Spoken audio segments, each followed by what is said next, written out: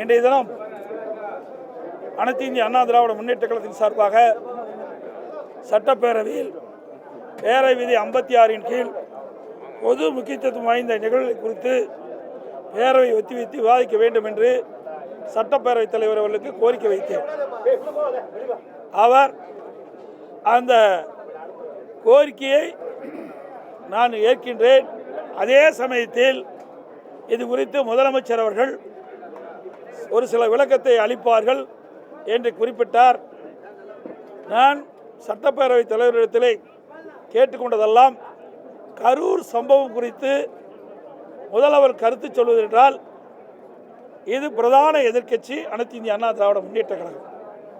கரூர் சம்பவம் நடைபெற்ற நிகழ்வு குறித்து பிரதான எதிர்க்கட்சி என்ற முறையில் எங்களுடைய கருத்துக்கள் தெரிவித்த பிறகு முதலமைச்சர் பதிலளிப்பதுதான் பொருத்தமாக இருக்கும் என்று நான் குறிப்பிட்டேன். சட்டப்பேரவைத் தலைவர்கள் 56 விதி எண் 56 கீழ் பேசுவதற்கு வாய்ப்பு கொடுக்கிறேன் என்று சொல்லிவிட்டு உடனே முதலமைச்சர் அவர்களை அழைத்து நீங்கள் அரசனுடைய கருத்தை குறிப்பிடலாம் என்று அவருக்கு அனுமதி கொடுத்தார். நான் இது முக்கிய பிரச்சனை என்ற காரணத்தினால் இன்றைக்கு 41 பேர் உயிரிழந்து மிக துயரமான சம்பவம் என்ற காரணத்தினால் நாங்கள் அமைதி காத்து சட்டப்பேரவைத் தலைவர் சொன்னதற்கு சம்மதித்து முதலமைச்சர் அவர்கள் என்ன கருத்தை சொல்வார் என்பதை நாங்கள் கேட்போம் என்று அங்கேயே அமர்ந்து முதலமைச்சர் சொன்ன கருத்துக்கள் எல்லாம் நாங்கள் அமைதியாக கேட்டுக்கொண்டிருந்தோம். அவர் இந்த திராவிட முன்னேற்ற கழக அரசு இந்த கரூர் நிகழ்வு குறித்து என்னென்ன நடவடிக்கை எடுக்கப்பட்ட என்ற விவரத்தை தெரிவித்தார். அதுக்கு பிறகு பிரதான எதிர்க்கட்சி என்ற முறையில் பேரவை விதி 56 கீழ் நான் பேசுவதற்காக அனுமதி கேட்டேன். அனுமதி கொடுத்தார்கள். அந்த அடிப்படையில் நான் பேச ஆரம்பித்தேன். அதில் 27/9/2025 அன்று வேலுச்சாமிபுரத்தில் தமிழக வெற்றி கழகத்தின் தலைவர் அவர்கள் மக்கள் சந்திப்பு கூட்டம் பேசிக்கொண்டிருந்த பொழுது ஒரு 10 நிமிடத்திற்கு பேசிக்கொண்டிருந்திருப்பார். அந்த சமயத்தில் ஒரு செருப்பு வந்து விழுகிட்டது. இதெல்லாம் நான் சட்டமன்றத்தில் பேசினா அதை நீக்கி விடுவாங்க. அதனால் இங்கே மக்களுக்கு தெரிவிப்பதற்காக ஊடகத்தின் வழியாக தெரிவிப்பதற்காக தெரிவிக்கின்றேன். நாங்கள் ஊடகத்தில் வந்த செய்தி தான் தெரிவிக்கிறேன். 10 நிமிஷம் தான் அதில் பேசிகிட்டு இருந்தார். அந்த கூட்டத்தில் உடனே ஒரு செருப்பு வந்து விழுகுது. அதை பற்றி இந்த அரசு அவருடைய கருத்து எதுவுமே சொல்லலை. அதுக்கு பிறகு கிட்டத்தட்ட அந்த கூட்ட நெரிசலில் சுமார் 41 பேர் இன்றைக்கு இறந்திருக்கின்றார்கள். அதில் 10 குழந்தைகள், 18 பெண்கள், 13 பேர் ஆண்கள் என்று தகவல் கிடைத்திருக்கின்றன. அதோடு இந்த திரு ஸ்டாலின் தலைமையில் இருக்கின்ற அரசாங்கம் இந்த கூட்டத்திற்கு முழுமையான பாதுகாப்பு கொடுக்கப்பட்டிருந்தால் இந்த உயிர் வலியை தவிர்த்திருக்கலாம். ஆனால் இந்த அரசாங்கம் எதிர்க்கட்சிக்கு ஒரு நீதி, ஆளுங்கட்சிக்கு ஒரு நீதியாகத்தான் பார்க்கப்படுகிறது. அது எந்த எதிர்க்கட்சியாக இருந்தாலும் சரி. அந்த அடிப்படையில் முழுமையான பாதுகாப்பு கரூர் வேலுச்சாமிபுரத்தில் நடந்த கூட்டத்திற்கு காவல்துறை பாதுகாப்பு அளிக்காத காரணத்தினால் இந்த அரசுடைய அலட்சியத்தால் 41 பேர் உயிரிழந்திருக்கின்ற சம்பவத்தை நான் குறிப்பிட்டேன். அதுவும் அவர்கள் அவைக்கு பொழுது நீக்கிவிட்டார் என்று கருதுகிறேன். இதெல்லாம் நடந்த சம்பவம் தான், புதுசாக நான் எதுவுமே சொல்லலை. அதோடு ஏற்கனவே தமிழக வெற்றி கழகத்தின் தலைவர் 4 மாவட்டத்தில் மக்கள் சந்திப்பு கூட்டத்தை நடத்தியிருக்கார். திருச்சி, அரியலூர், நாகப்பட்டினம், அதுபடுத்து திருவாரூர், அதுக்கு பிறகு நாமக்கல், அப்புறம் தான் கரூருக்கு வந்தார். ஏற்கனவே 4 கூட்டத்தில் எவ்வளவு மக்கள் அந்த நிகழ்ச்சியில் பங்கு பெறுவார் என்று காவல்துறைக்கு தெரியும், உளவுத்துறைக்கு தெரியும், அரசுக்கும் தெரியும். அதற்கு ஏற்றவாறு இடத்தை ஒதுக்கியிருக்க வேண்டும். அவர் கேட்ட இடத்தை ஒதுக்கலை. அதோடு எவ்வளவு மக்கள் வருகின்றார்களோ அதற்கு ஏற்றவாறு காவலர்கள் பாதுகாப்பு பணியில் ஈடுபட்டிருந்தால் உயிர் சேதத்தை தடுத்திருக்கலாம். அதுவும் செய்ய இந்த அரசு தவறிவிட்டது. அதோடு காவல்துறை அதிகாரிகள் ஒரு பேட்டியில் குறிப்பிடுகின்ற பொழுது, தமிழக வெற்றி கழகம் கரூரில் மக்கள் சந்திப்பு கூட்டத்தில் 500 காவலர்கள் பாதுகாப்பு பணியில் ஈடுபட்டு சொன்னாங்க. அப்படி தொலைக்காட்சியில் நான் பார்த்தேன், ஊடகத்தில் பார்த்தேன். ஆனால் அப்படி 500 பேர் அந்த மக்கள் சந்திப்பு கூட்டத்தில் காவல் இருந்தால் என்றால் இல்லை என்பதுதான் தெளிவாக தெரியுது. எல்லா ஊடக நபர்களும் நீங்கள் இருக்கிறீங்க, எங்களுக்கு எல்லாம் உங்களுடைய தொலைக்காட்சியில் பார்த்து தான் அந்த கருத்து சொல்கிறேன். எவ்வளோ பேர் அந்த ஸ்பாட்டில் இருந்தாங்க? இந்த மக்கள் சந்திப்பு கூட்டத்தில் தமிழக வெற்றி கழக தலைவர் பேசுகின்ற பொழுது எவ்வளோ காவலர் அந்த இடத்துல இருந்தாங்க? வெளியிலெல்லாம் நிறுத்தினெல்லாம் கணக்கு போட்டு ஒரு அறிவிப்பை கொடுக்குறாங்க. ஆனால் பாதுகாப்புக்கு எவ்வளோ பேர் நிற்கவில்லை என்பது தெளிவாக தெரியுது. அதோட இந்த ஏடிஜிபி பத்திரிகையாளர் சந்திக்கின்ற பொழுது 500 பேர் பாதுகாப்பு கொடுக்கப்பட்டதாக சொன்னார். இன்றைக்கு முதலமைச்சர் 660 பேர் பாதுகாப்பு பணியில் ஈடுபட்டதாக சொல்கிறார். இதிலேயே முரண்பட்ட கருத்து. இப்படிப்பட்ட சந்தேகம் வர காரணத்தினால தான் மக்களுக்கு இதில் இந்த சம்பவத்தில் மிகப்பெரிய சந்தேகம் இந்த அரசின் மீது ஏற்பட்டது. அதோட இந்த இடத்தை ஒதுக்கி கொடுத்துருக்குறாங்க. எது? வேலுச்சாமிபுரத்தில் தமிழக வெற்றி கழகம் மக்கள் சந்திப்பு கூட்டத்திற்கு இடத்தை ஒதுக்கி கொடுத்துருக்குறாங்க.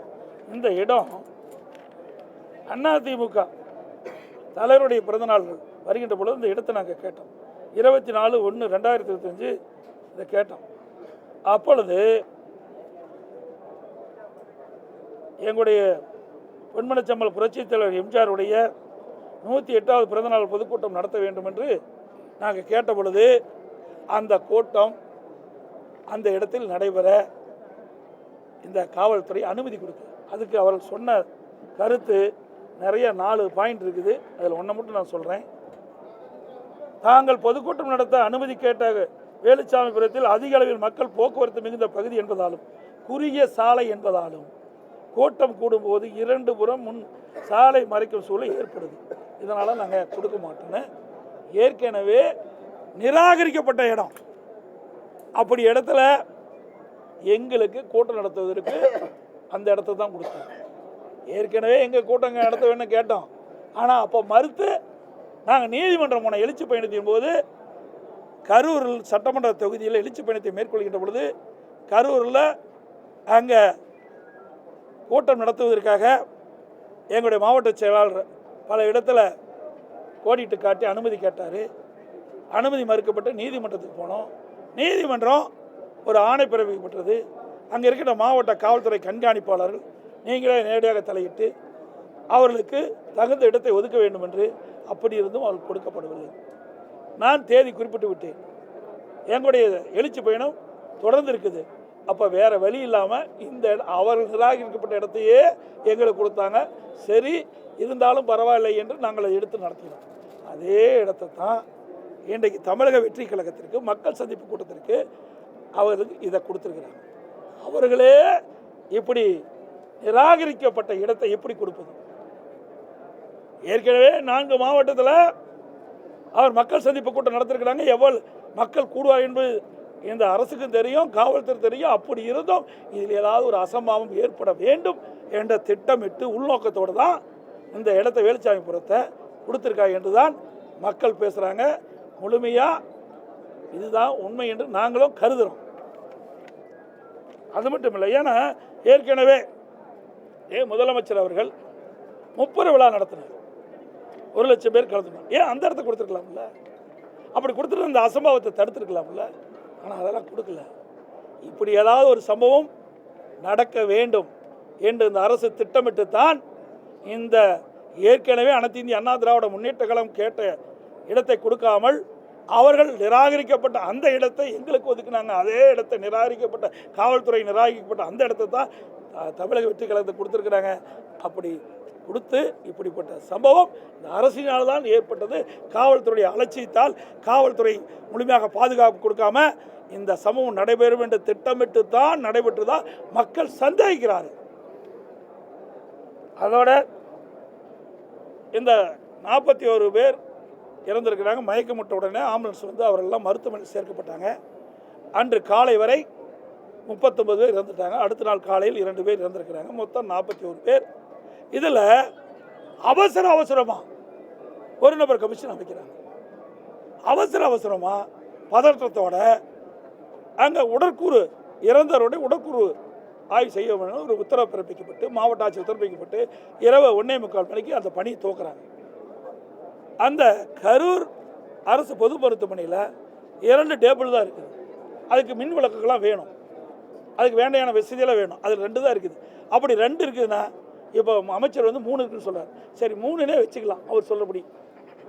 அந்த 3 டேபிளில் இன்றைக்கு கிட்டத்தட்ட 39 பேர் இறந்ததை எப்படி உடற்கூறு செய்யும்? பிரேத பரிசோதனை செய்ய வேண்டும் என்றால் அந்த பிரேத பரிசோதனை செய்யக்கூடிய மருத்துவர் தான் செய்ய முடியும், வேறு மருத்துவர் செய்ய முடியாது என்று மருத்துவர் சொல்கிறாங்க. அப்படி அந்த மருத்துவமனையில் அவ்வளவு மருத்துவர் இல்லை. அப்படியே வெளியிலேருந்து 22 பேர் வரவழைச்சுங்கிறாங்க. அப்படி வெளியிலேருந்து 22 பேர் வளைச்சாலும் அங்கே இருக்கின்றது முதல்ல இங்கே அமைச்சர் சொன்னதை பார்த்தா 3 டேபிள் தான் இருக்குன்னு சொல்கிறாங்க. 3 டேபிளில் 1:45 மணிலிருந்து நான் 8 மணிக்கு போகும்போது 31 பேர் உடற்கூறு ஆய்வு செய்யப்பட்டு விட்டது. ஆக ஒரு உடற்கூறு ஆய்வு செய்வதென்றால் ஒரு உடலை உடற்கூறு ஆய்வு செய்வதென்றால் 1.5 மணி நேரம் வேணும். அந்த உடற்கூறு ஆய்வு செய்த பிறகு என்னென்ன காரணத்திற்காக அவர் இறந்தார் என்ற ரெக்கார்டெல்லாம் பண்ண வேணும். ஆக இப்படி இந்த செயல்பாடெல்லாம் செய்வதற்கு சுமார் 1.5 மணி நேரம் தேவைப்படுவதாக மருத்துவர் சொல்கிறாங்க. அப்படி இருக்கின்ற பொழுது 31 பேர் எப்படி இவ்வளவு வேகமாக விரைவாக உடற்கூறு செய்ய முடியும் என்ற ஒரு சந்தேகம் மக்களிடத்திலே இன்றைக்கு பரவி இருக்குது, எழுந்திருக்குது. அது அச்சத்தை போகக்கூடிய அரசுடைய கடமை. இதுக்கு நாங்கள் இந்த கேள்வி கேட்டால் அதுக்கு ஏதோ பதில் சொல்கிறாங்க. அதோட ஒரு நபர் கமிஷன் அமைக்கப்பட்டாங்க. அதோட கரூரில் நடந்த சம்பவம் குறித்து விசாரணை மேற்கொள்வதற்காக அங்கே இருக்கின்ற ஏடிசிபி ஒருத்தர் நியமிக்கிட்டாங்க. இப்படி 2 பேரும் பணி துவக்கிட்டாங்க. அப்படி ஒரு நபர் கமிஷன் அமைக்கப்பட்ட உடனே அவருக்கு தேவையான உதவியாளர் நியமிக்கலை, அலுவலர் நியமிக்கலை. அதுக்கு அங்கே இருக்கிற கம்ப்யூட்டர் மற்ற போக்கு வசதியெல்லாம் செய்து கொடுக்கணும், உட்கட்டமைப்பு வசதியெல்லாம் செய்யணும். எதுவுமே செய்யலை. உடனே ஒரு நபர் கமிஷன் ஆணையத்தில் இருக்கின்றவர் உடனே மதியம் 1 மணிக்கு போனான்னு அரசு சொல்லுது.